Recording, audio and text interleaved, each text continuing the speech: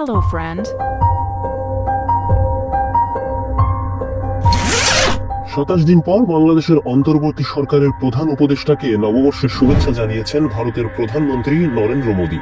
সবচেয়ে নিকট প্রতিবেশী বাংলাদেশকে ভারতের শুভেচ্ছা জানাতে এত সময় লাগার পেছনে কারণ কি? পলাতক শেখ হাসিনা, নাকি ট্রাম্পের ফোন আলাপের পর হুঁশ ফিরে পেলেন নরেন্দ্র মোদী, তড়িঘড়ি করে পাঠিয়ে দিলেন শুভেচ্ছা বার্তা? প্রশ্ন উঠেছে, এটা কি নেহাত নববর্ষের শুভেচ্ছা, নাকি এর পেছনে রয়েছে অন্য কোনো ইঙ্গিত? ভারতীয় গণমাধ্যম জানিয়েছে, প্রেসিডেন্ট ট্রাম্প দ্বিতীয় মেয়াদে হোয়াইট হাউসে যাওয়ার পর 27 জানুয়ারি ভারতীয় প্রধানমন্ত্রীর সাথে ফোন আলাপ হয়। ফোনে নরেন্দ্র মোদী প্রেসিডেন্ট ট্রাম্পকে বলেছেন, আমার প্রিয় বন্ধু।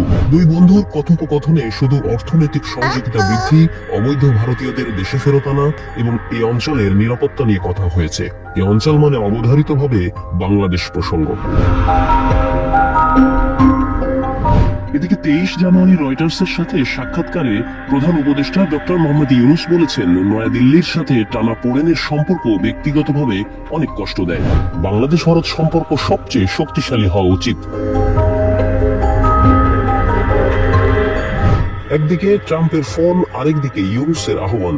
এর পরপরই এলো মোদীর শুভেচ্ছা।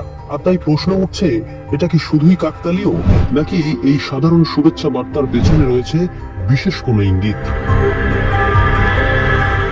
ইঙ্গিত যাই থাকুক, ভারতের প্রধানমন্ত্রী নরেন্দ্র মোদী যে ভালো নেই তা তো সহজেই অনুমেয়। ট্রাম্পের শপথে জায়গা হয়নি তার, এ নিয়ে নিজের দলের ভেতরে রয়েছে নানা অস্বস্তি। তার উপর ছাত্র আন্দোলনে ক্ষমতাচ্যুত শেখ হাসিনাকে আশ্রয় দিয়ে বাংলাদেশের সাথে সম্পর্ক তলানিতে।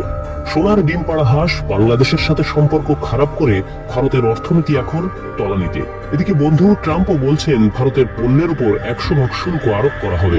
কয়েক লক্ষ ভারতীয়কে আমেরিকা থেকে ভারতে পাঠানো হবে। এ চাপ ভারত কিভাবে মোকাবেলা করবে? ঘরে বাইরের চাপ মোকাবেলায় ভারত এখন বাংলাদেশের সাথে সম্পর্ক ভালো করার কৌশল নিতে চাইছে কিনা, এ নিয়েই এখন আলোচনা বিশ্লেষক মহলে।